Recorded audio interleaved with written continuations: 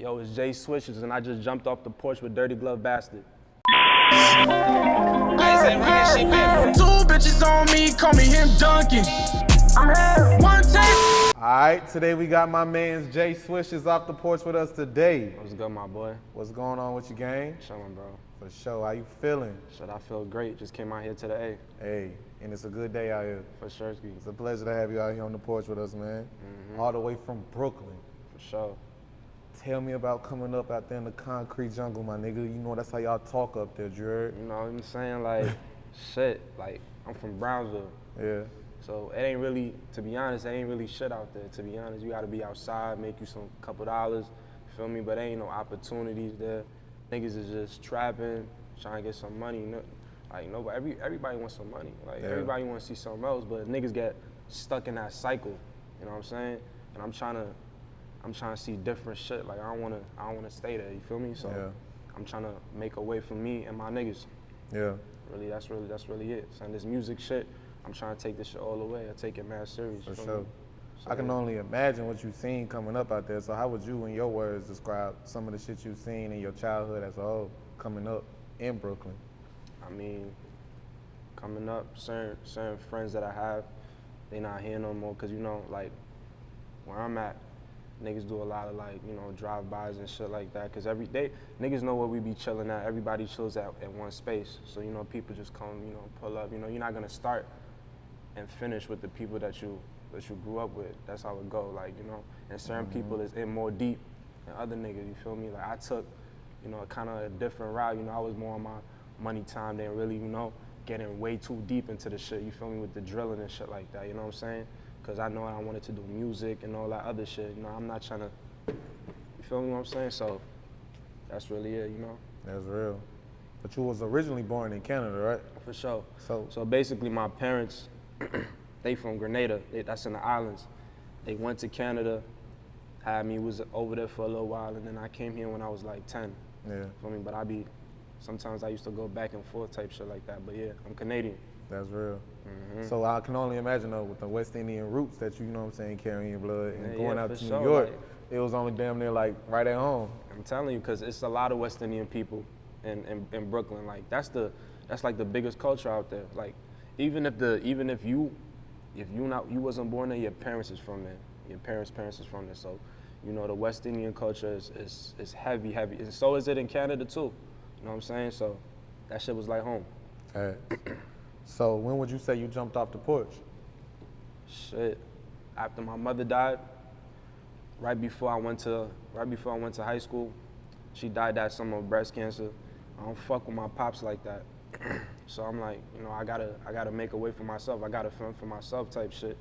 So, you know, I gotta get money, like straight like that, you know. I wasn't really, like, I was cool in school, but that was not really like my main focus. Like I already knew what I wanted to do. I knew I wanted to be an artist from, you know what I'm saying? So it's like I didn't really pay attention too much on school. I was just more on to get money time and to invest into my craft. That's it. That's real. So what got you into music? Well, my mom was a gospel singer. My pops was a DJ back in the islands and shit like that. So I just grew up with music all around me type shit. Like, you know, that shit is in my blood. Like, there's like tapes of me rapping and shit like that. I don't know, I just love music. Like, that's what really, and then where I'm from, you know, there's certain niggas that I'm speaking for them, you feel me? Like, they can't articulate it on a beat. They don't know how to do it. So, you know, I'm painting my picture, I'm painting my story, and other niggas where I'm from, I'm painting their story as well, you feel me? That's my gift. That's real. Real shit. So, your mother was a gospel singer, your father was a DJ. Yeah. How did they feel once you told them you want to be a rapper? They wasn't feeling that shit. For real? Hell no. Even though they both like musically inclined? Hell no. That's crazy. Cause they looking at it like ain't no money in this shit. But they don't know like it's mad shit going on. They didn't know that you could really make this shit happen. They stuck on Jay-Z and Biggie, like, nigga, it's a new generation type shit, feel me? Cause I don't know, they wanted me to be, I guess, something more. Like in West Indian culture, like the parents usually want their kids to be more prestigious like a doctor or some shit like that. That just wasn't for me. That's just not me. You know what I'm saying? But, you know, at the end of the day, like, I grew up pretty quickly. Like, I lived my life for myself. I don't really, even though that's what my parents wanted for me, that's not what I wanted. That's real. So what motivates you, and what would you say your purpose is? I feel like my purpose is to spread a message without preaching, in a sense of, like, I want to show niggas where I'm from that all you got to do is believe in yourself and be consistent. Like, that's really all it is. Like, you don't have to stay where you at. You don't have to be on the same block. Like, you can leave and do other shit. Like, you don't have to just do the same shit. That's really what it is. Like, by my actions and by my movements, my purpose is to show niggas like, yo, you can really do this shit. I'm not big yet, but I'm gonna be. And that's in itself is preaching without preaching. That's real. That's what's going on. So what would you say is the overall message that you're gonna leave behind with your music? I feel like you can overcome anything, really. That's the overall message. Hustle. Hustle, that's it. Facts. Get to it. And I know you was playing ball before the music thing, right? So you had hoop dreams, you know what I mean? I had hoop dreams, yeah, but the thing about that is, like, just like with this music shit, you gotta be all in. It ain't, and I just felt like my heart wasn't in it. You feel me? All the way. I really did it just to, you know, I could build like a certain relationship with my pops. Yeah. You feel me? Because I realized that's what got his attention is by me playing ball and shit. Then I'm like, yo, fuck that shit, man. I'm not, you know what I'm saying? I shouldn't have to do that. But I was nice, nigga. I give niggas buckets. Yeah. Real shit. That's hard. So when did you decide to leave the court behind? Junior year type shit. I'm like, it's over. Like, I'm not into it no more. I must just be on my music shit. That's like real. heavy. But I still need, even when I dropped it, when I came out of high school, I still wasn't taking it seriously because I was still trying to get a certain amount of money. Because me, I'm all about quality. I wanted to go to the top studios, and you know, you gotta look the part. You know what I'm saying? Like, this shit costs bread. You gotta invest. Like, this music shit costs bread. Like, it's that simple. Word. That's real. So junior year, you diving straight into it. Walk us through your first studio session. Shit. I mean, I always been like writing music and shit. Like, my process is really, I write all my music before I go to the studio, cause you know, like, time is, you know, is niggas is not like, niggas don't have like that major label budget where you in the studio for fucking days and shit. So you gotta be ready. So, you know, I go in the studio, I knock like 5-6 records out, already written and shit like that. Like, I don't play in the studio for real. Like, I vibe, I'm gonna drink, I'm gonna vibe out, but like, I really go to work. Like, I'm not just chilling and shit like that, you feel me? So, you know, that's really my process, just knock shit out. You know, I'm just vibe out. Feel me? I got a relationship, once I got a relationship with the engineer, it's over with. We gonna make hits. That's real. So what would you say inspires your music? Like, real life situations, seeing shit you've seen, you know what I mean? I feel like what inspires my music really is really what I've been through, what my niggas been through, women, because I love the women, you know, that's some shit that's relatable, you feel me? So it's just like, I'm not scared to be in touch with my feelings. Like, I don't give a fuck, you know what I'm saying? Because I want to have that thing where you could come to me and listen to me, whatever you going through. You want to turn up, I got something for that. You going through a breakup, I got something for that. You feel me? You want to know that there's somebody out there that went through the same shit you went through, I got something for that. Like, you feel me? I just want to be the plug, like, but still stay true to who I am type shit. Feel me? Yeah. That's real.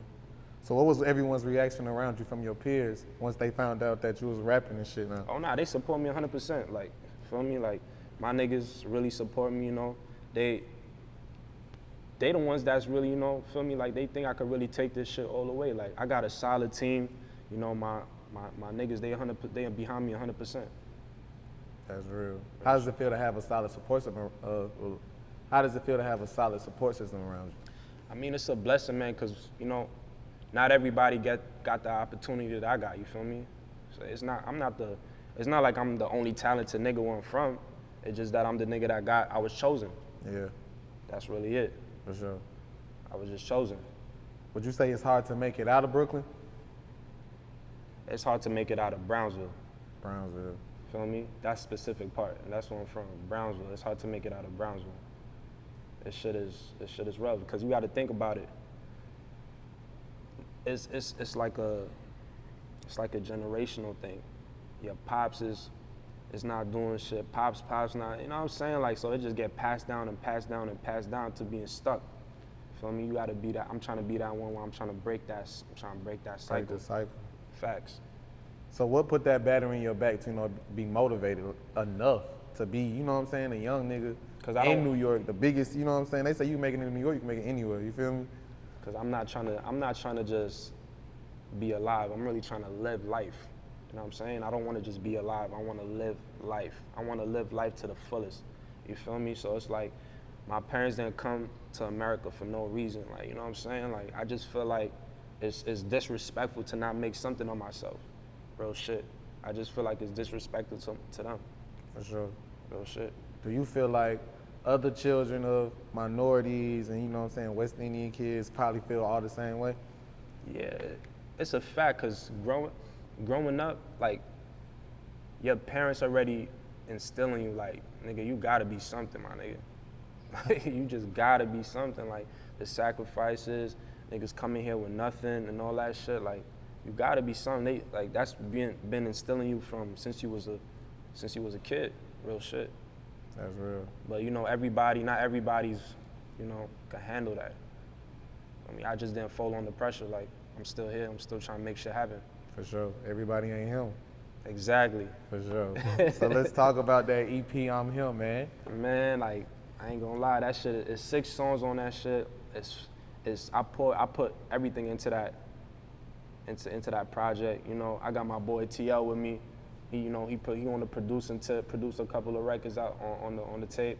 You know, like, it's really that, it's just that stamp, like, you know, I'm here, like, I'm him. Like, when you listen to that shit, it's supposed to make you feel confident, like you could do anything type shit, but still having fun. It's summertime, you know, everybody wanna vibe, everybody wanna party, everybody, you know what I'm saying? So it's like, that's that vibe that I'm giving off type shit. That's real. For sure. What do you feel it takes to be him? It takes you being in the gym, you putting in that work, all the shit that niggas don't see, like, that's what it takes. It takes you being in, just having that fucking tunnel vision. Just focus on what you want to do, feel me? Fuck everything else, and just put that time in.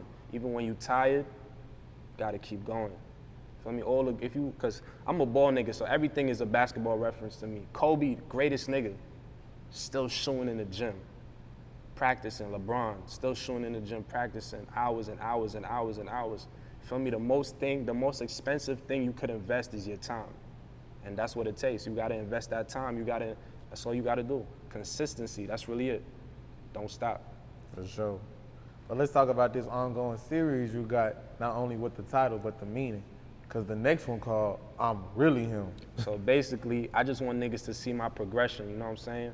Everybody love it, you know, you gotta show that story, you gotta show your growth. That's what people wanna see. That's the relevance, you feel me? The relatability to it. So first project that's out right now is I'm Him. Go get that. And the next one is called I'm Really Him. And then the third one is gonna be called Don't Call Me Nothing But Him. So basically you're gonna see the transition into who I am, what I'm doing, where I'm at in my career. And also the music is just gonna keep getting better and better and better and better. Ain't nothing mid. For sure. That's a lot of creativity right there. For sure. So who would you list as some of your musical influences? I would say, like, Drake, Tory Lanez. I feel like it's like my top two artists that I'm influenced by, and I listen to a lot of like old school music, like old artists and shit like that, like, you know what I'm saying? But musically, who I listen to is definitely Drake and Tory Lanez. Those are my top two inspirations for sure. That's real. Mm-hmm. What about them would you say has inspired you? They're super versatile. Like they can literally do any genre. Feel me? And I like how they play with melodies. I'm a melodic guy, you know what I'm saying? So I like how they play with melodies. I like how they know how to make music at the end of the day. Cause you feel me? All that, like nowadays, that's really what it is. People wanna feel something, and I just feel like they give that off in their music. So that's why I fuck with them. That's why I'm inspired by them type shit. That's real. For sure. So what type of music are you looking to create? Timeless music. I feel that. In 2050, I want you to come back to my shit, and that shit's still slapping. You know what I'm saying? Like, I'm not trying to make microwave music. So that's what said microwave music. So what would you describe as microwave music? Shit, I don't want to hurt nobody's feelings, but you know, it's a lot of microwave music that's going on and shit like that, and that shit is only for right now. I don't see niggas bumping certain shit 10 years from now type shit. So that's what I'm catering to when I'm in the studio. That's what I'm thinking about. Can somebody go back to my shit 10 years from now and it still slap? That's what I'm trying to do. Cause I'm not trying to just be here today and gone tomorrow. Like I'm really trying to have a career. Like I love music. It's not just a lick for me. You know what I'm saying? I feel that. No TV dinner ass albums. Never that. So besides music, what else are you working on right now? I'm really into fashion. Like, you know, I mean, come on, man. I'm a fly guy, like, but you know, I got a clothing line that I'm working on called No Landing. You know, it's gonna be quality. I'm really in the shops picking the fabrics, all of that good shit. Like I'm really into fashion, so look out for that. You know, so yeah, I'm on the fashion tip for sure. That's real. What's some of the staple pieces that you would say you want to stand out about your clothing line? I would say everything is about to me, the cut and the material. When you put it on, you're gonna feel like you spent your money's worth. You know, it's not just about the logo and the design.